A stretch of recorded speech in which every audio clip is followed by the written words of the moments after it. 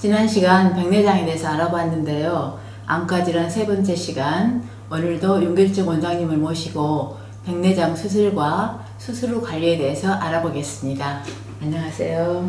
안녕하세요. 치료는 약물요법과 수술인데, 약물요법은 백내장을 지연시키고 수술은 가장 확실한 치료 방법이라고 말씀을 하셨는데, 수술의 최적의 시기는 언제일까요?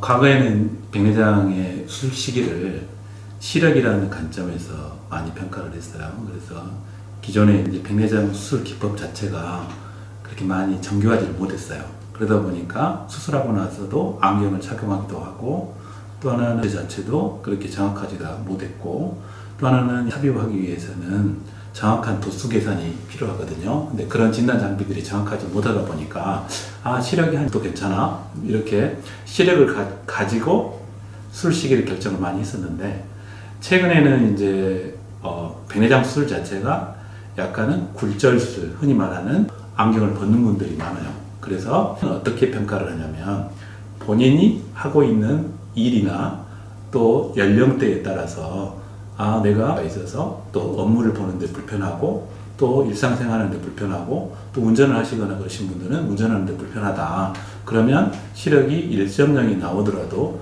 본인이 생활하는 정도에 따라서 수술 시기를 결정을 합니다. 그래서 중요한 것은 백내장의 형태나 위치, 진한 정도 등이 어떻게 되는지를 보고, 안과에 방문했을 때 저희가 상태를 보고 이 정도면 수술하시는 게 좋을 것 같습니다. 또 기타 환자분이 가지고 있는 근시나 난시, 그리고 원시 등에 따라서 조금 빨리 하기도 하고 좀 늦게 미루기도 합니다. 그래서 이러한 시기들은 이게 많이 불편하거나 그러면 빨리 선호할 수도 있겠지만, 대개 시기는 병원에 방문해서 그 백내장의 정도라든가 본인의 직업이라든가 여러 가지 욕구를 보고 저희가 결정을 하게 됩니다. 네.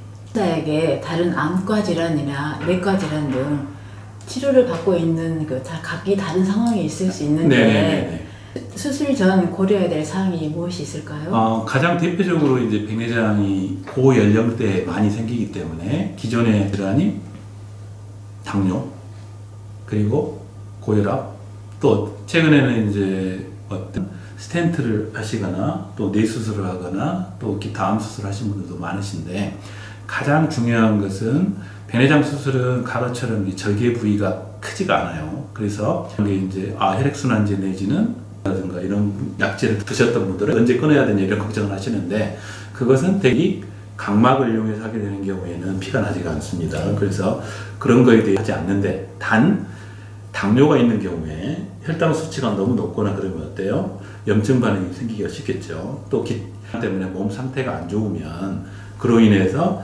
다른 분들 생기는 경우들이 있어요. 그래서 그러한 건강관리를 잘하고 특히 혈당에 유의하시는 게 가장 중요하고, 또 하나 드린다면 되게 이제 나이가 드시거나, 물론 젊은 분도 많지만 눈꺼풀 주변에가 염증 반응이 있거나, 또 하나는 건조증이 있는 분들이 있어요. 그래서 그런 경우에는 술 전에 치료하기도 하고 술 후에도 그런 증상 때문에 눈에 건조감이라든가 이물감이 생길 수가 있기 때문에 그것은 술 후에도 관리가 필요하다고 생각을 하시면 되겠습니다. 백내장 수술을 할 때 시력 교정이나 난시 교정도 가능할까요?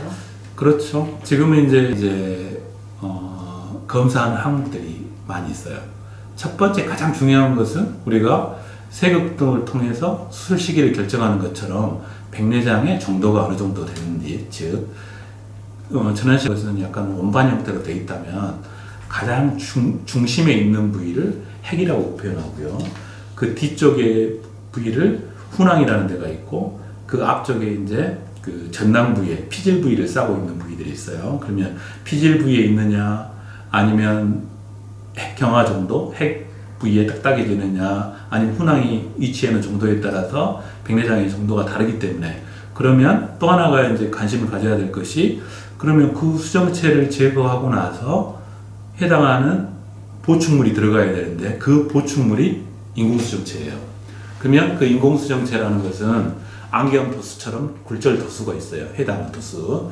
그래서 그 검사라고 하는데, 그 검사를 해야 되고, 또 하나는 우리가 각막이라는 데가 있죠. 되게 난시를 많이 느끼게 되는 경우는 각막이 불규칙하거나 각막에 난시가 있거나 그런 형태들이 많거든요. 그래서 각막 지용도라든가 그리고 또 하나는 망막이라는 곳에 필름에 해당하는 부위를 이제 망막이라고 표현하는데 망막에 이상이 있는지 아니면 시신경 이상이 있는지를 보기 위해서 요즘에 이제 안구 단층 촬영이라는 그런 검사 항목 등 여러 가지가 있고 더불어서 이제 건조증의 정도 이런 것까지 같이 파악을 해서 우리가 수술을 결정을 하기 때문에 술 전에 오시게 되면 아까 말씀드린 대로 기본적인 세극등 검사를 통해서 백내장의 정도라든가 위치 그리고 단단한 정도들을 평가하게 되고 또 하나는 수술하고 나서 인공성체라는 것을 그 해당하는 굴절 도수를 인공성체에 들어가 있거든요. 그래서 그런 도수 계산하는 방법 그리고 각막의 모양 그리고 그 망막이라든가 유리체 혼탁이 있는지 이런 검사를 통해서 우리가 수술 과정이 결정이 되게 됩니다. 지금까지 수술 전 검사에 대해서 말씀을 드렸는데요. 다음 시간에는 수술 직전 검사부터 수술 후 관리까지 알려드리겠습니다.